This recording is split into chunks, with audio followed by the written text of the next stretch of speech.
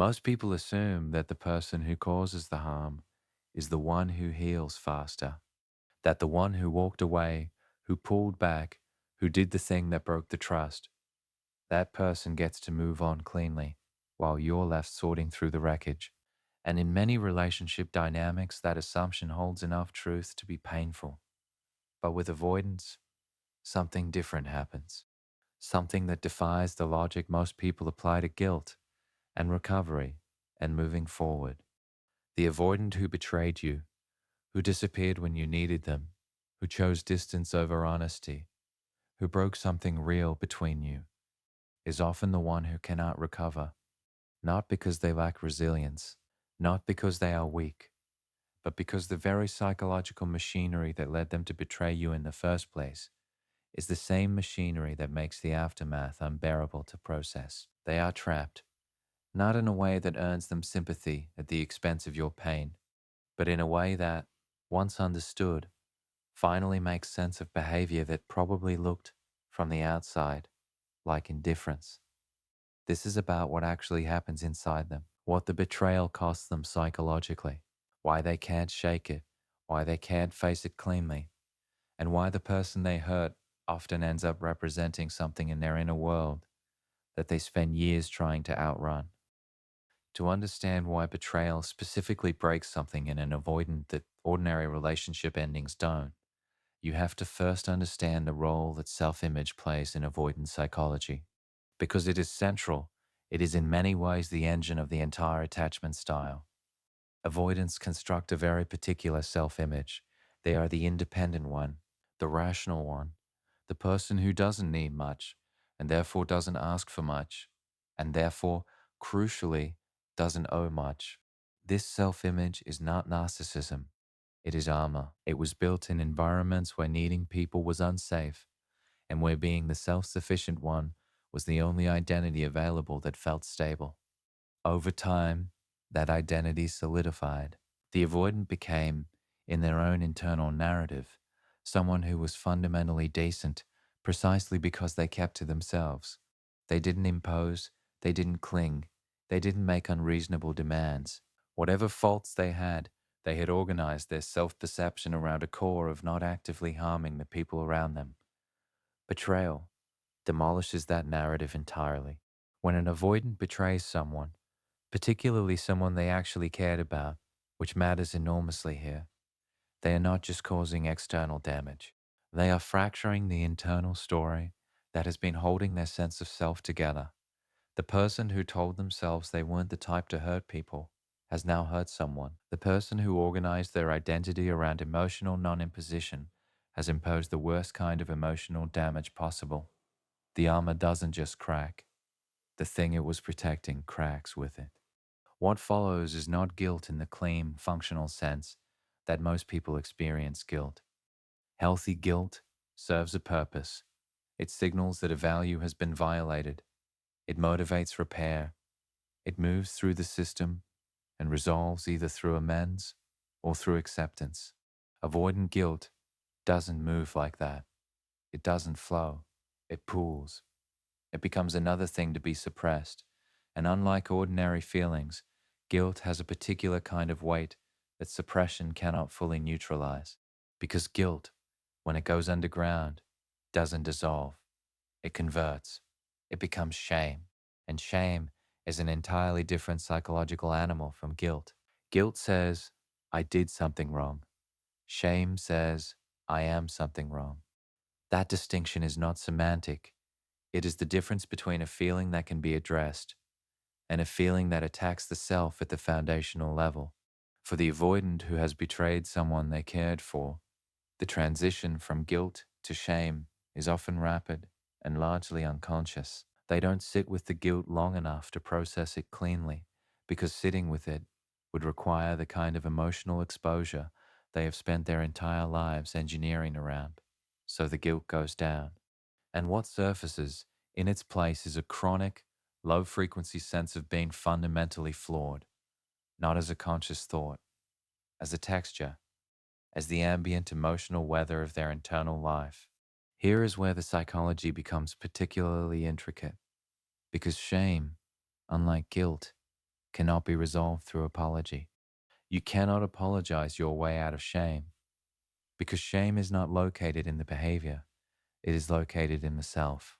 And for an avoidant whose self image was already precarious, already dependent on the specific story of being the non harmful one, shame of this depth has nowhere to go. What it does instead is drive behavior, and the behavior it drives is almost invariably avoidance. Not of you specifically, though, that too, but avoidance of anything that might activate the shame, avoidance of mutual friends, avoidance of places connected to the relationship, avoidance of the internal quiet in which the memory might surface uninvited, avoidance of intimacy with anyone new, because intimacy is the terrain in which the shame first revealed itself, and the nervous system has now catalogued that terrain as doubly dangerous. They were already avoidant before the betrayal. After it, the avoidance intensifies and spreads. What was once a defensive posture toward emotional closeness becomes in some respects a near total retreat from self-examination. The radius of what they must avoid in order to feel okay expands. And with every expansion, the life available to them contracts a little more. There is a concept in trauma psychology called the window of tolerance. It describes the zone of emotional activation within which a person can function, can feel, reflect, and integrate experience without either shutting down or becoming overwhelmed. Within this window, emotions are manageable. Outside it, in either direction, the system either collapses inward or floods entirely. Avoidance, even before any betrayal, typically have a narrow window of tolerance for emotional material. Their entire regulatory strategy is built around keeping emotional activation low. They have never developed robust internal resources for sitting with intense feeling because those resources are built through early experiences of having emotions met and co-regulated by attuned caregivers. Exactly the experience most avoidants were denied. The shame of betrayal pushes them well outside that narrow window. And when the avoidance system floods, when the emotional activation exceeds what they can metabolize, the response is not tears or confrontation or the messy, visible kind of breakdown that actually moves things through. The response is shutdown, cognitive override, a kind of psychological emergency braking that brings the system back to functional numbness as fast as possible. From the outside, this looks like someone who doesn't care, who moved on effortlessly, who is conspicuously fine. But fine, in this context, is not an emotional state. It is a survival posture, and maintaining it requires an enormous ongoing expenditure of psychological energy, energy that could otherwise go toward actual recovery. Recovery, for anyone who has caused genuine harm to someone they've loved, requires a sequence of internal experiences that are non-negotiable: acknowledgement, accountability, grief for what was lost, some form of genuine reckoning with the self that goes beneath the behavior into its underlying motivations, and eventually, integration, the incorporation of this experience into a more complete and honest self-understanding. The avoidant cannot complete this sequence, and understanding why illuminates so much of the behavior that follows the betrayal. Acknowledgement requires sitting with the reality of what happened without minimizing it. For an avoidant, minimization is a primary regulatory tool. The mind that has learned to keep emotional activation manageable does so in part by reducing the perceived significance of events, not through deliberate dishonesty, through automatic cognitive adjustment. The betrayal gets reframed, contextualized, made smaller, given mitigating factors that the avoidant genuinely comes to believe, not because they are cynical, but because the alternative, the full, unmediated reality of what they did and what it cost you, is more than the system can hold. Accountability requires directing that acknowledgement toward another person. It requires communicating something about one's own interior, one's own failure, to someone who was harmed by it. This combines two of the most threatening experiences in avoidance psychology simultaneously: emotional vulnerability and the risk of negative evaluation. The exposure involved in genuine accountability is enormous. And for someone whose nervous system already codes emotional exposure as threat, the activation level required to move toward genuine accountability is, without significant internal scaffolding, often simply too high to sustain. The grief piece is perhaps the most quietly devastating, because the avoidant who betrayed you is, in many cases, also grieving. Grieving the relationship, grieving the version of themselves that existed before the betrayal, grieving the specific person you were to them, the one who saw something in them worth staying for, the one whose patience or love represented something they may never find replicated. But their grief is inaccessible to them in the way that all their feelings are inaccessible, compressed, rerouted, converted into something the system can manage. It might emerge as irritability, as a sudden, unexplained investment in being busy, as a restlessness that has no object, as a pattern of self-sabotage in subsequent relationships that they cannot explain and don't connect back to the original wound. They are grieving without knowing they are grieving, which means the grief never completes. It circulates indefinitely, surfacing in disguised forms, draining the system of the energy that actual processing and recovery would require.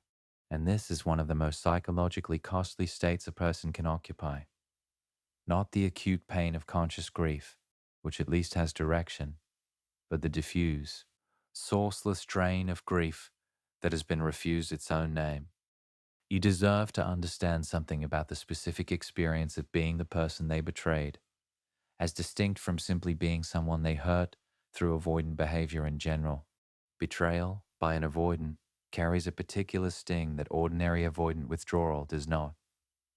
Because in most avoidant withdrawal, you can at least tell yourself they were afraid, that the distance was defensive rather than aggressive, that somewhere behind the pulling away was a person who cared but didn't know how to stay. These explanations hurt, but they preserve something, the sense that the connection was real, that it mattered, that you were seen.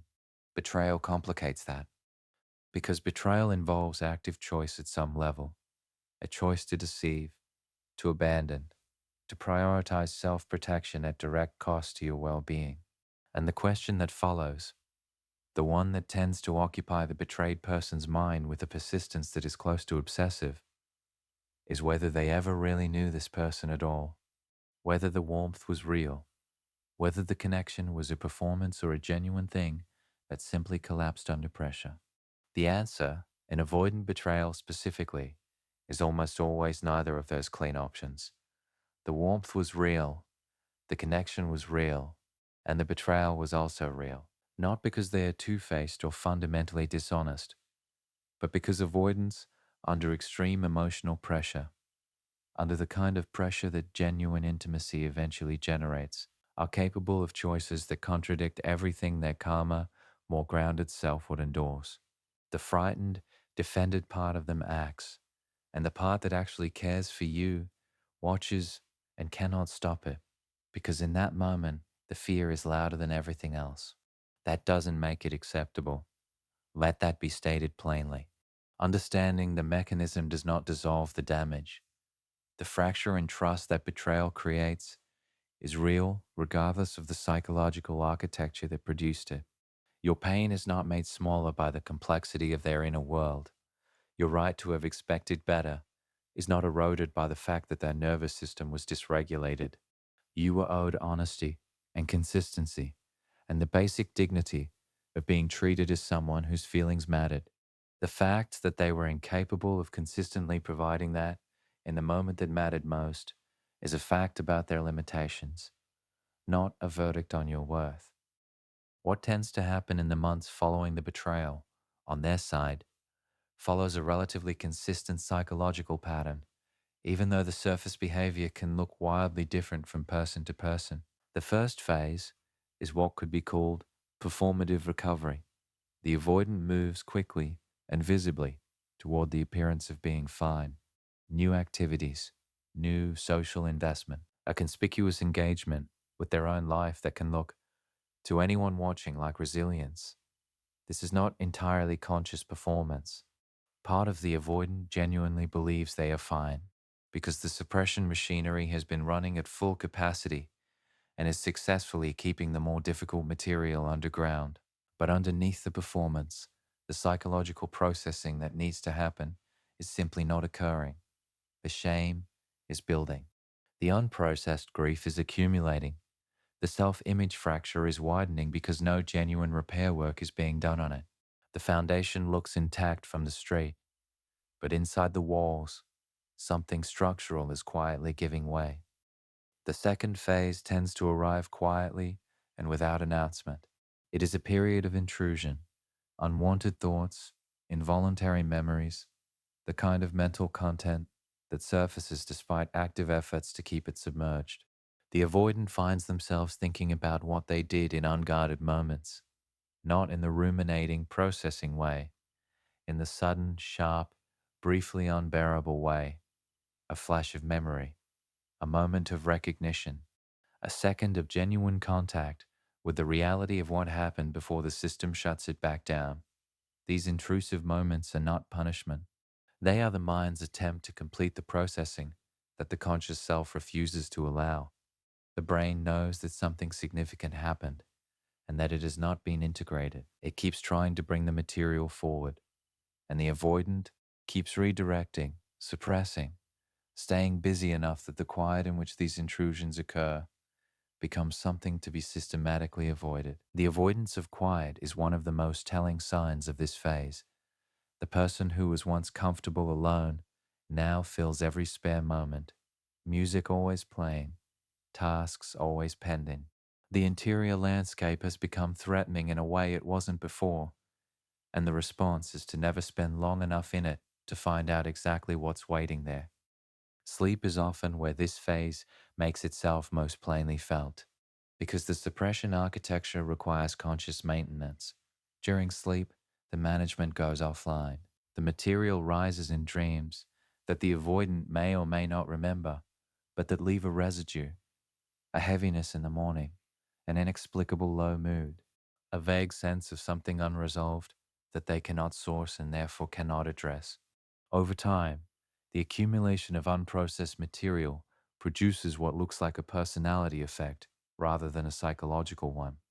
The avoidant becomes slightly more defended than they were before, slightly more reactive to emotional situations, slightly more prone to the specific flavor of disconnection that characterizes shame-based psychology, the feeling of being present in one's own life while simultaneously watching it from a slight remove, as though the most tender parts of the self have retreated somewhere just out of reach. This retreat is not metaphorical.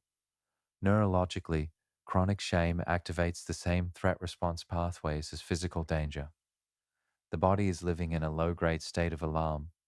The social engagement system, the neurological apparatus that allows for warmth, playfulness, genuine connection, goes partially offline when the threat response is chronically activated. The avoidant is not choosing to be less alive. Their biology is responding to an unresolved internal threat, the only way it knows how. Relationships that the avoidant enters after the betrayal, and they will enter them sometimes quickly, in part because new relationships are excellent suppression tools, tend to have a particular quality. They tend to be shallower, more controlled. The avoidant, having learned that the depth of genuine emotional investment is where betrayal becomes possible, unconsciously structures new connections to never reach that depth. They engage warmly but hold something back. They are present but not fully arrived. The other person senses it without being able to name it. A glass wall, clear enough to see through, but impossible to walk through. This pattern is not strategic emotional withholding in the manipulative sense. It is the nervous system's attempt to prevent a recurrence of the experience that produced the shame. If genuine closeness is where the betrayal happened, the logic goes, then genuine closeness must be avoided. The avoidant is trying to protect both themselves and, in their way, the new person, though the new person does not experience it as protection. They experience it as insufficiency, as being close to someone who never quite lets them arrive. There is something specific that happens when the avoidant unexpectedly encounters something that reminds them of you. of the person they betrayed. And this is worth understanding because it illuminates just how far from recovered they actually are, regardless of surface appearances.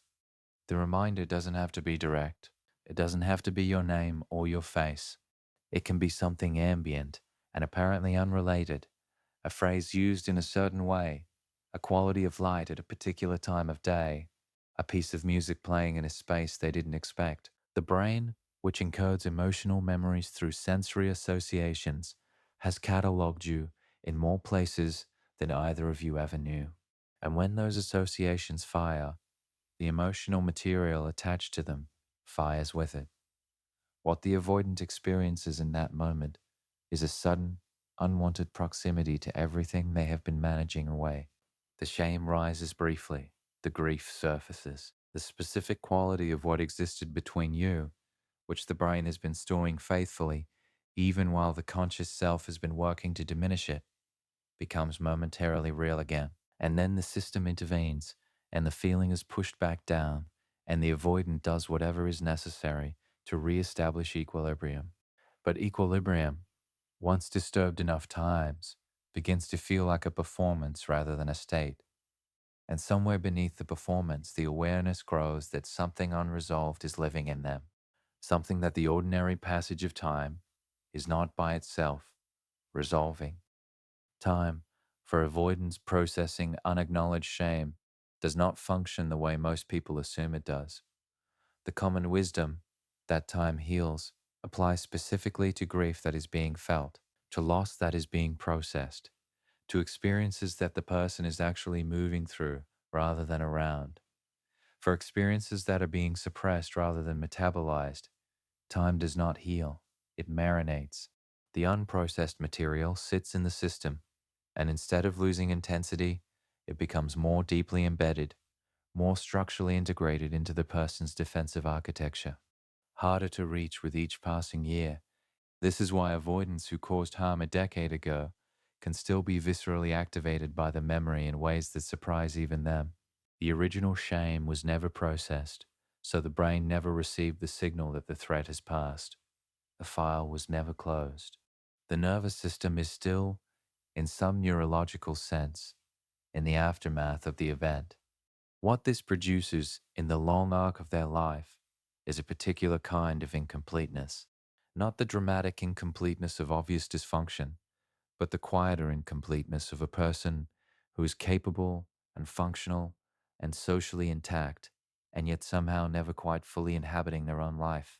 There are rooms inside them that they have locked and don't visit, capacities for tenderness and genuine vulnerability that exist but have been placed out of reach, a version of themselves that was possible, that was perhaps briefly glimpsed during whatever existed between you, that has since been deemed too dangerous to return to. The person you knew, the one who in their best moments was genuinely present with you, genuinely warm, genuinely attempting connection, that person is still in there.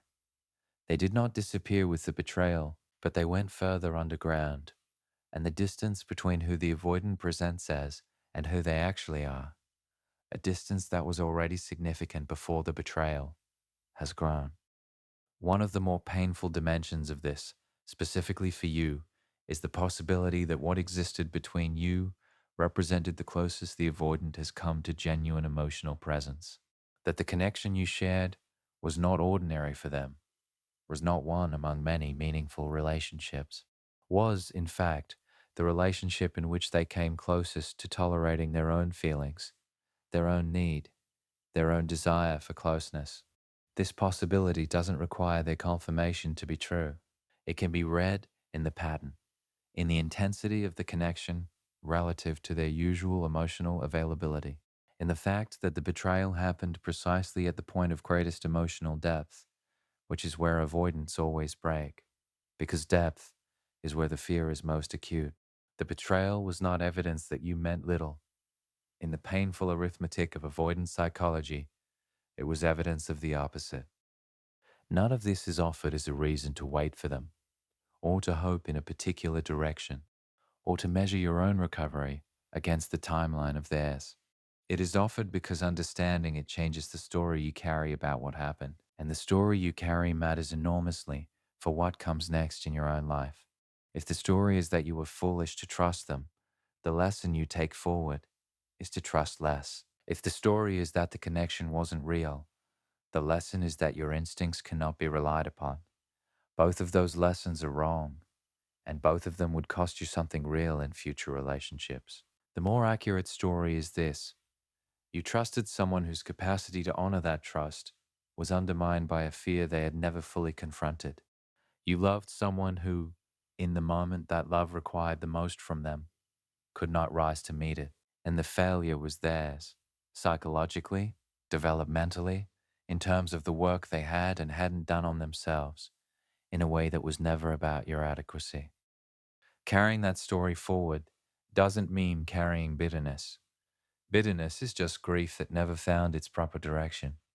What it means is carrying accuracy, a clear-eyed account of what happened that neither idealizes the connection nor condemns it, neither canonizes them nor reduces them to their worst moment, neither erases your pain nor allows your pain to become your entire relationship with the experience.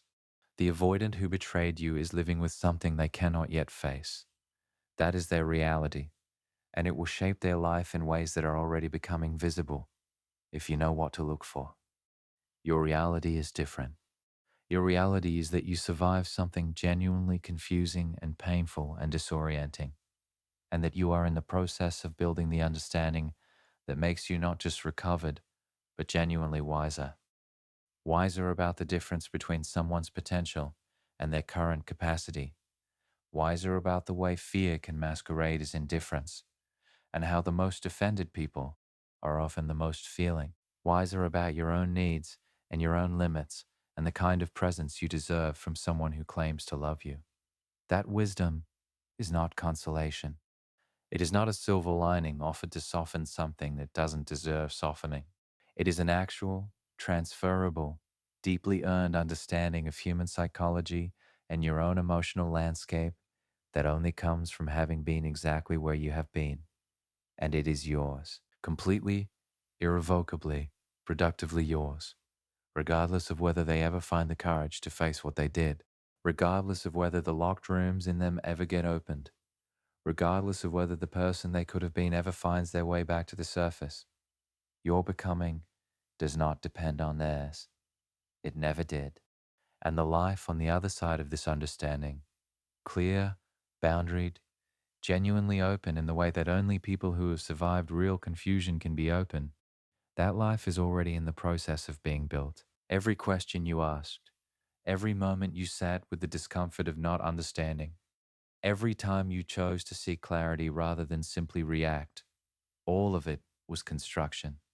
All of it was the slow, unglamorous, entirely necessary work of becoming someone who knows themselves well enough to never again mistake fear for depth, or distance for mystery, or the absence of expression for the absence of feeling. That is not a small thing. That is, in fact, everything. And yet, and this is the part that tends to arrive later, after the clarity is settled and the initial relief of understanding has quieted down, there is still something that needs to be addressed, something that the intellectual framework, as useful as it is, doesn't fully reach. Because understanding why someone betrayed you is not the same as fully reckoning with the fact that they did. The mind can comprehend the psychology long before the body finishes grieving the loss. And confusing those two timelines, assuming that because you understand it, you have therefore finished feeling it, is one of the more subtle ways people shortchange their own healing. The grief of betrayal specifically is layered in a way that ordinary relational grief is not. There is the grief of the relationship itself. The grief of the future that was being quietly constructed in the background of everything you shared. The one neither of you named explicitly, but both of you could feel taking shape. There is the grief of the version of them you believed in, not naively. You saw their complexity, their difficulty, their defended places, but you also saw what was possible in them, what surfaced in their best moments. And losing that possibility, the version of them that existed when they were closest to themselves, is its own distinct loss that deserves its own distinct mourning. And then there is perhaps the most disorienting grief of all, the grief of the version of yourself that existed inside that connection. Because relationships don't just change us, they call forward particular aspects of who we are. The person you were when you were with them, the specific combination of patience and hope and willingness to understand that you brought to that dynamic, that person existed in a context that no longer exists. And grieving the relationship also means grieving that particular expression of yourself, without knowing yet which version of you will emerge on the other side. This is where the betrayal by an avoidant differs most sharply from other kinds of relational loss. In ordinary endings, even painful ones, there is usually a narrative coherence that eventually arrives. The relationship ran its course. The incompatibility became undeniable. The love was real but insufficient. These narratives hurt, but they have a shape. They can be held. Betrayal by an avoidant resists narrative coherence for a long time because the behavior was contradictory at the most fundamental level. The warmth and the wound came from the same person. The connection that made you feel most seen was delivered by someone who then demonstrated a profound failure to see you in the moment that mattered. The mind keeps trying to reconcile these two things, the person who understood you and the person who betrayed you, and finding that they won't fully merge into a single coherent image. That irreconcilability is not a sign that you're failing to process. It's a sign that you're being honest about the actual complexity of what happened. Some experiences resist clean resolution because they were genuinely contradictory. The avoidant who betrayed you was genuinely both things. And holding that complexity without collapsing it into either pure condemnation or pure forgiveness, without reducing them to either villain or victim, is one of the most psychologically sophisticated things a person can do. It's also one of the hardest. There is something that happens in the nervous system of a betrayed person that mirrors, in an almost ironic way, what happens in the avoidant themselves. The experience of betrayal, particularly by someone whose emotional availability was already inconsistent, can produce its own form of hypervigilance, a recalibration of the threat detection system that makes subsequent intimacy feel dangerous in ways it didn't before. You may have noticed this already. The way a new person's warmth triggers caution rather than ease. The way genuine interest from someone trustworthy feels faintly suspicious. The way you find yourself scanning for inconsistencies, for the gap between what someone says and what they do, for the early signals of the pattern you learned to recognize too late the last time. This is not paranoia. This is an intelligent nervous system doing exactly what it was designed to do, updating its threat model based on lived experience. The problem is that the update, while understandable, is not entirely accurate because it was calibrated to a specific person in a specific psychological condition, and applying it universally to everyone who approaches you with genuine feeling will cost you connections that deserve a different response. The work, and it is genuinely work, not simply a decision, is to gradually teach the nervous system to distinguish between the specific threat signature of an avoidant under pressure and the general experience of emotional vulnerability with another person. These are not the same thing, but in the aftermath of betrayal, they can feel identical. This recalibration takes time that cannot be compressed, and it requires something that is genuinely difficult to access in the immediate aftermath of betrayal. It requires new experiences of vulnerability that go well enough to begin building an alternative dataset. Not perfectly, not without moments of fear, but well enough that the nervous system accumulates evidence that openness does not automatically lead to the kind of harm it learned to expect. This is not advice to rush into new connections before you're ready. Readiness is real, and it matters. What it is a reframe of what healing actually requires. It is not just the absence of pain. It is the gradual, evidence-based revision of the story the nervous system is telling about what intimacy reliably produces. And that revision cannot happen in isolation. It requires contact, eventually, with the thing that was made frightening. Meanwhile, back in the avoidance interior, because their journey continues whether or not you are part of it, something else is unfolding on a timeline that has nothing to do with yours. The shame that has been accumulating since the betrayal is not static. It is slowly doing something to their capacity for self-compassion. And here is the counterintuitive part. Chronic shame does not produce humility. It produces the opposite, because shame that is not processed, not metabolized, not brought into the light where it can be examined and contextualized, tends to harden into either self-punishment or self-protection. And self-protection, for someone already avoidant, looks like an increasingly rigid insistence that they were justified, that they had reasons, that the circumstances were more complicated than anyone on the outside could understand. This rigidity is not confidence. It is the structural response of a self-image under siege. When the internal narrative is being threatened by the reality of what was done, the psyche will often intensify its defense of that narrative, rather than allowing it to be revised. The avoidant who cannot yet face the shame of what they did may become, paradoxically, more certain over time that they were not entirely at fault. Not because new evidence supports this, but because the alternative, genuine accountability, requires a psychological safety that the shame itself is actively destroying. This is the self-defeating loop at the center of unprocessed betrayal guilt. The shame makes accountability feel impossible. The impossibility of accountability prevents the shame from being resolved, and the unresolved shame continues to erode the very self-worth that will be necessary to attempt repair. Some avoidants escape this loop through crisis, a subsequent relationship that ends the same way, a moment of genuine solitude in which the suppression fails completely and the full weight of what they did lands without the usual buffering, a health scare or a loss that strips away the distractions and forces a confrontation with what they have been carrying. Crisis, in this context, is not punishment. It is the pressure required to force a system that has been static into motion. Others escape it through relationship, specifically through a therapeutic relationship with someone skilled enough to hold both their shame and their defense against shame simultaneously, without either condemning the behavior or colluding with the avoidance of it. This is delicate work.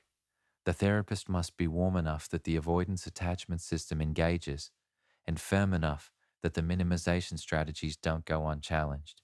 Most avoidants who genuinely heal do so through some version of this, a sustained relational experience in which vulnerability is repeatedly met with something other than the dismissal or overwhelm they were conditioned to expect.